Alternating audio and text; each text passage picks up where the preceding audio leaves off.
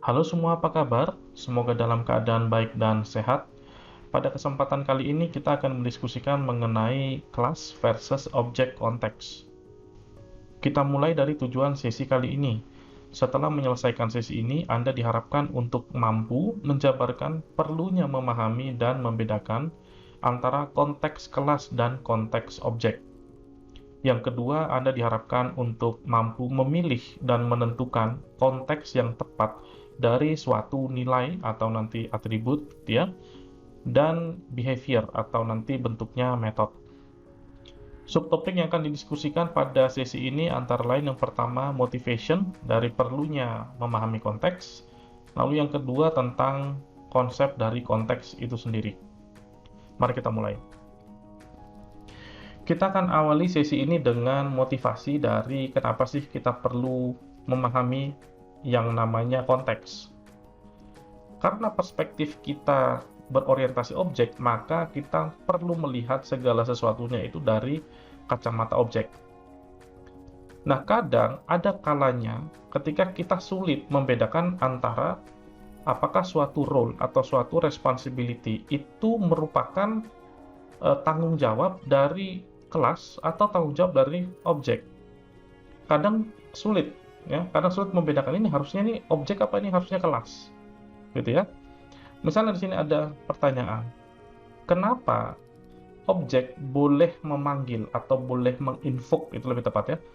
Kenapa objek boleh menginvoke eh, atribut atau metode yang dimiliki oleh kelas, tapi tidak sebaliknya, kelas nggak bisa menginvoke milik eh, milik objek, itu ya. Kenapa nggak boleh?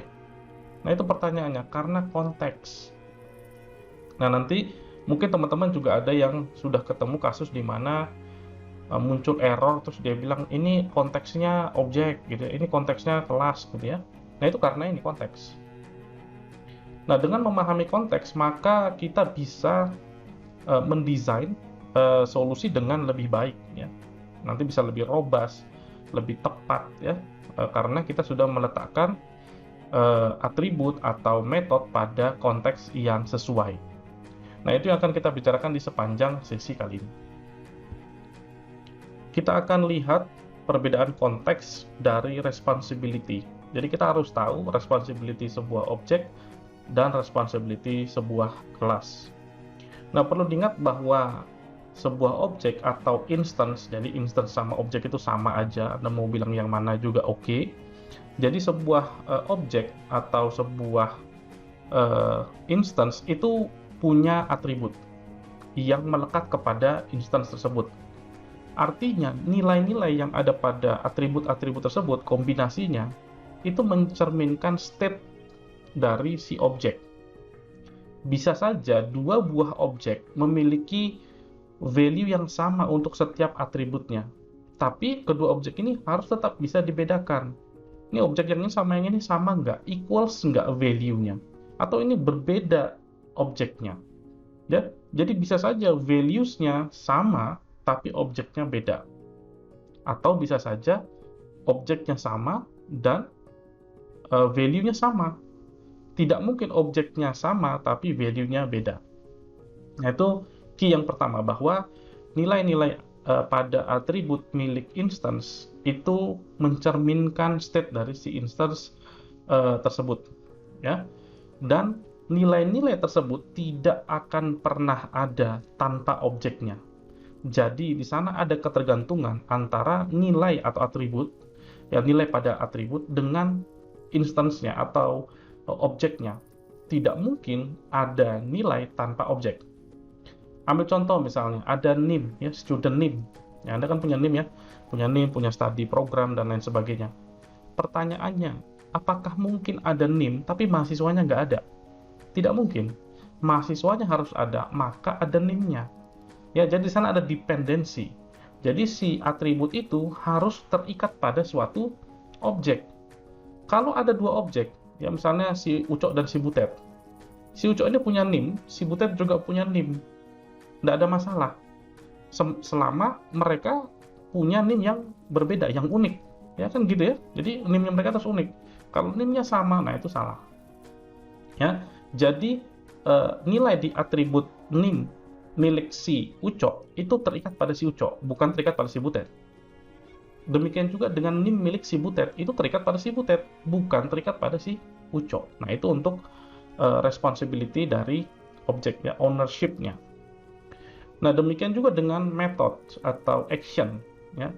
Jadi action yang bisa dilakukan oleh si Ucok ya tentu terikat pada si Ucok. Ya, tidak mungkin terikatnya pada si Butet. Gitu ya. Misalnya Anda bilang gini, "Ucok, tolong dulu baca tulisan ini."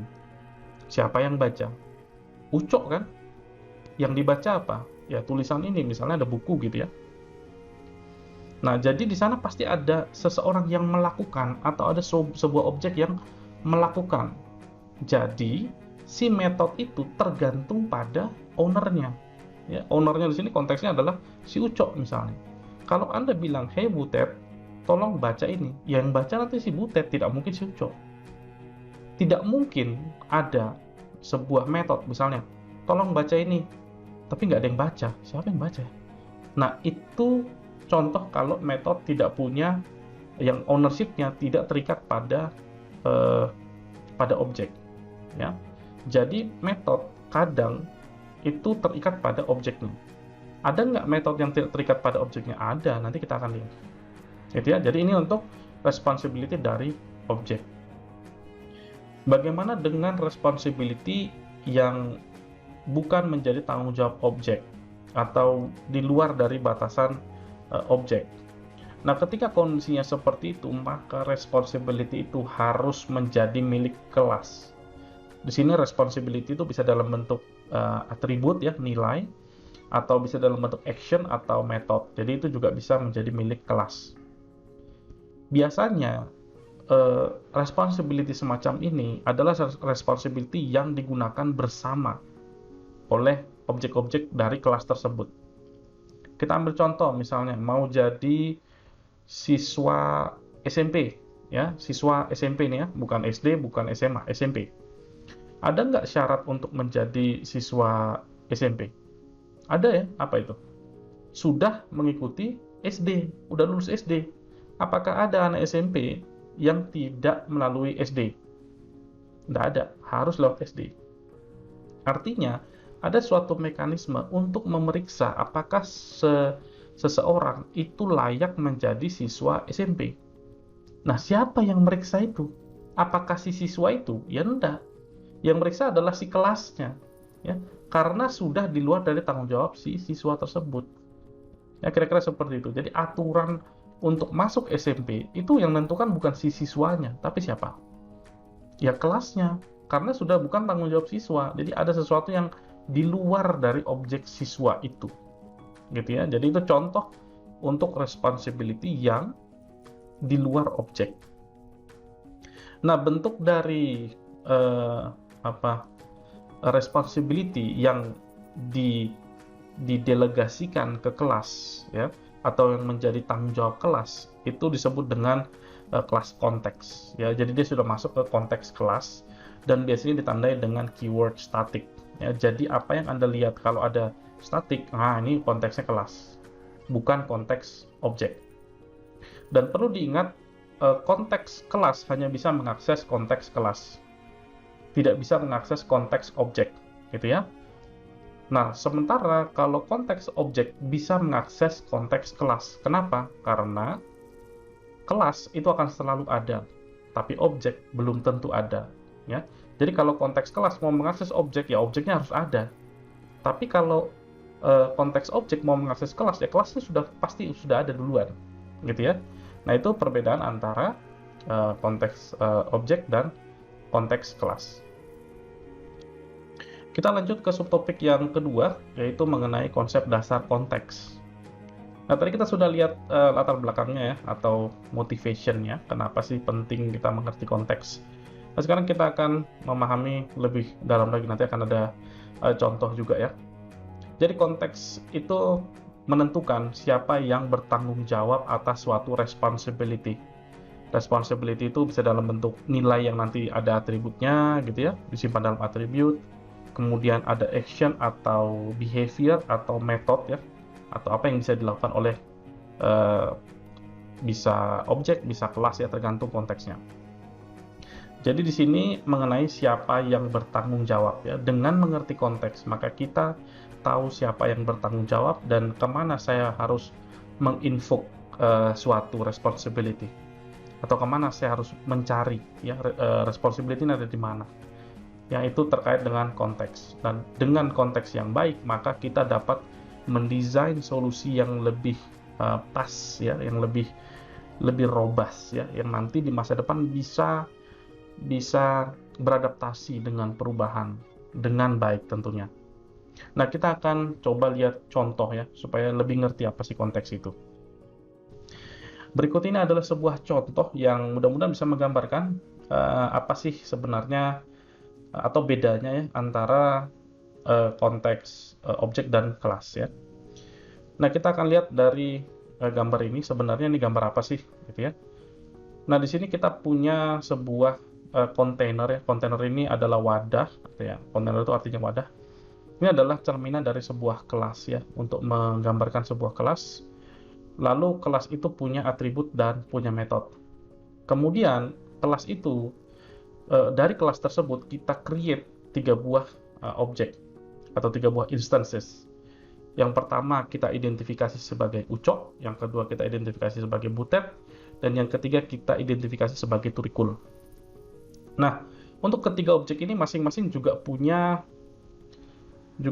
atribut ya, yang terikat pada diri mereka masing-masing. Yang masing-masing ini independen ya. Jadi nilai yang ada pada atribut si ucok itu nggak ada hubungannya dengan apa yang ada di atribut si butet. Demikian juga dengan yang dimiliki oleh si turikul. Nggak ada hubungannya. Kalau kebetulan mereka punya nilai atribut yang sama, ya itu by chance aja ya, nasib aja. Ya, jadi kira-kira gambarannya seperti itu. Jadi kita punya student, kelas student, lalu student ini kita create, dari kelas student ini kita create 3 buah objek yang kita identify sebagai ucok, butet, dan turikul. Nah, nilai-nilai yang ada pada objek ucok itu mendeskripsikan tentang diri si ucok.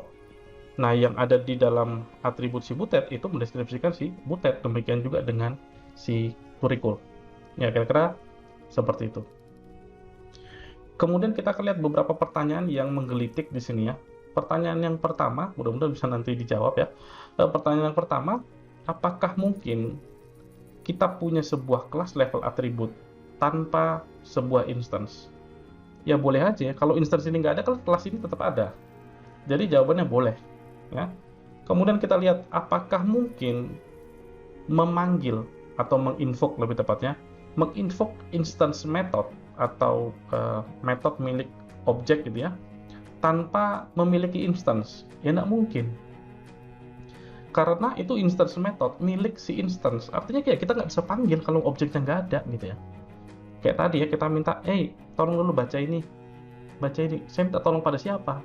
Kan harus ada objeknya. Saya minta tolong kepada siapa? Si butet, turikul, atau siapa? Ya, jadi itu contoh pertanyaan yang menggelitik yang mudah-mudahan bisa dijawab. Nah, kita ambil contoh. Di sini ada contoh yang simple.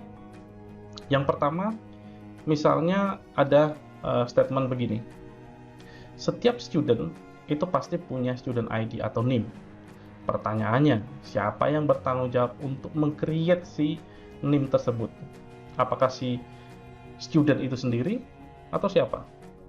Nah, jawaban untuk kasus ini tentu saja bukan tanggung jawab si student. Masa sih saya mau dikasih NIM tapi saya yang create NIM saya? Atau misalnya ada bayi baru lahir gitu ya, dia menentukan namanya sendiri. Saya namanya ini ya.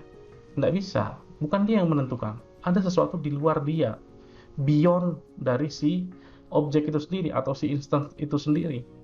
Nah, jadi untuk kasus ini yang cocok untuk meng-create si ID dari student, ya bukan studentnya sendiri, tapi kelas studentnya. Atau bisa saja ada objek lain yang lebih tinggi statusnya pada sistem yang mengenerate si NIM ini atau student ID. Kita lanjut ke example yang kedua, yaitu mengenai GPA. Jadi setiap akhir semester student itu kan punya GPA atau IPK gitu ya. Nah, pertanyaannya adalah siapa yang menghitung IPK? Apakah si student itu sendiri? Harusnya begitu. Kenapa? Karena si student itu yang tahu dia sudah ngambil kuliah apa. Dia bisa ngitung. Oh, ini 2 SKS nilainya A, berarti begini ngitungnya. Oh, ini nilainya B, SKS-nya ada 4, jadi begitu ya ngitungnya gini. Gitu ya. Jadi dia yang ngitung sendiri, dia bisa menghitung sendiri ya. Maka untuk menghitung GPA yang pas adalah si student itu kita suruh, coba kamu hitung dulu IP kamu kira-kira berapa ya? Dia hitung, oh saya udah pernah ngambil mata kuliah ini, dia bisa hitung dengan aturan yang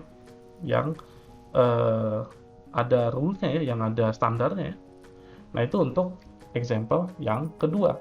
Jadi, untuk example yang kedua, eh, untuk menghitung GPA itu adalah responsibility dari objek. Sementara yang tadi, untuk mengenerate NIM itu bukan responsibility dari objek. Tapi bisa saja kita serahkan kepada kelas atau objek lain yang responsibility-nya lebih tinggi pada sistem. Ya, jadi kira-kira idenya seperti itu. Baik, saya pikir cukup untuk sesi ini berkaitan dengan konteks. Nanti Anda bisa pelajari lagi ya, mencoba mencari case-case apakah ini cocok jadi punya instance, apakah ini cocok jadi punya kelas. Nah, itu Anda bisa coba explore lagi. Saya pikir cukup. Terima kasih. Sampai ketemu lagi di sesi pembelajaran lainnya. Thank you. Ciao.